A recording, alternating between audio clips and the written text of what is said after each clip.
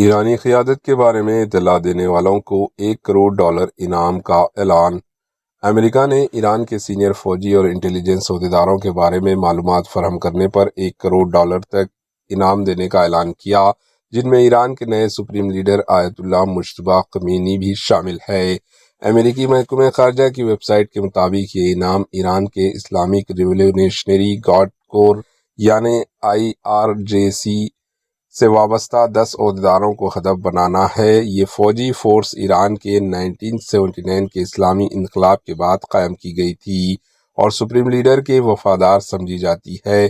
Mujtaba Khomeini نے حال ہی میں اپنے والد علی خامنئی کی جگہ ایران کے سپریم لیڈر کے طور پر ذمہ داری سنبھالی ہے۔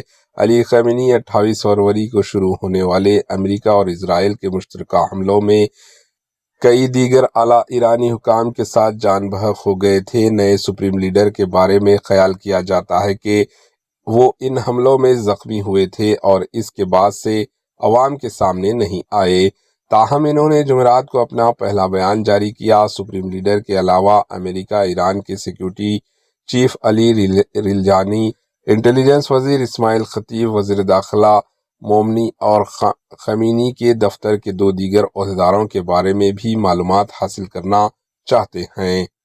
Bureau report, H news.